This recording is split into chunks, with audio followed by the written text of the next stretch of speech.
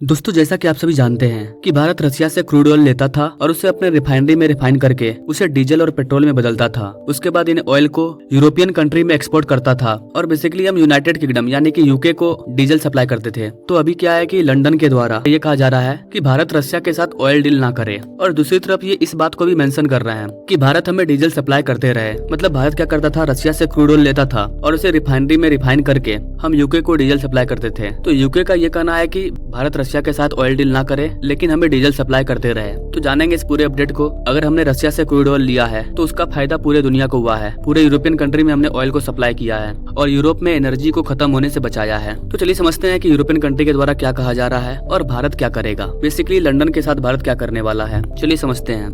स्वागत है आपका बीएस मोटिवेशन के एक और वीडियो में। मैं हूं विकास।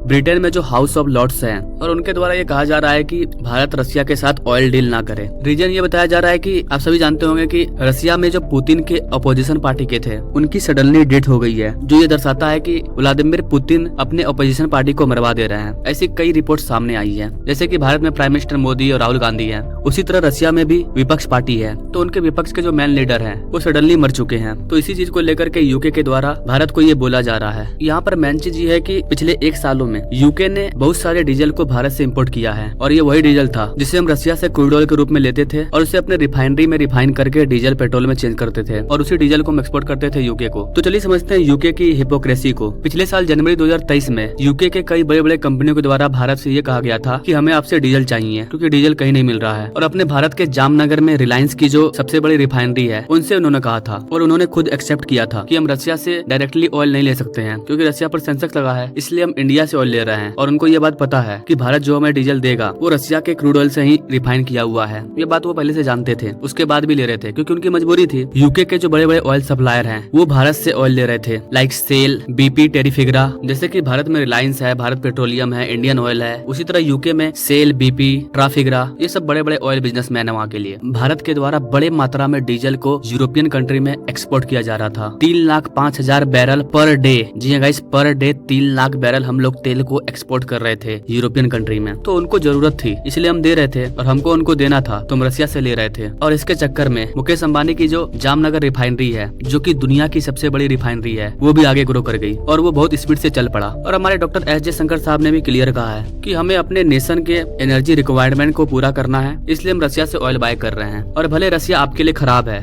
लेकिन रसिया ने भारत के साथ कभी उस तरह का बिहेवियर नहीं किया है। इनफैक्ट आजादी के बाद से रसिया और भारत दोनों एक साथ हैं, तो अचानक से हम रसिया को बीच में छोड़ नहीं सकते हैं, ऐसा डॉक्टर एस जयशंकर साहब के द्वारा कहा गया था। और उसी टाइम यूरोप में ये सवाल भी उठा था कि आप रसिया से क्रूड ऑयल क्यों ले रहे हैं। इसी बात पे उन्होंने जवाब भी दिया था कि what is the problem if I am smart. अगर भारत स्मार्ट है तो इसमें दुनिया को क्या प्रॉब्लम है, हमारे पास बहुत सारा ऑप्शन है ऑयल लेने का, तो भारत उसे इस्तेमाल कर रहा है ना। इसके अलावा बहुत सारी खबरें भी आई थी बीच में कि भारत ने रसिया से क्रूड ऑयल लेना बंद कर दिया। देखिए, कम तो किया था लेकिन उतना भी कम नहीं किया था। रसिया अगर डिस्काउंट दे रहा है तो हम तेल लेने के लिए तैयार हैं। डिस्काउंट कम होता है, करेंसी की प्रॉब्लम होती है, तो ही ऑयल का इम्पोर्ट करना कम करते हैं हम। अदरवाइज रसिया अभी भी डिस्काउंट में भारत को क्रूड ऑयल दे रहा है और हम ले रहे हैं। इसके अलावा मैंने एक वीडियो में बताया था कि हमें वेनेजुएला में ऑयल का खजाना मिल चुका है, इस रीजन से भी हम रसिया से थोड़ा सा कम ऑयल ले रहे हैं। बाकी गाइस, आपको क्या लगता है, यूरोपियन कंट्री हमसे ऑयल लेना चाहते हैं या फिर वो सेंसेक्स लगाने की बात कर रहे हैं या सिर्फ ऊपर से दिखाने के लिए कर रहे हैं और अल्टीमेटली वो भारत से क्रूड ऑयल लेना चाहते हैं? आप क्या सोचते हैं गाइस इस चीज के बारे में कमेंट करें। Now thank you for watching. मिलते अगले वीडियो में एक नई जानकारी के साथ, तब तक के लिए जय हिंद।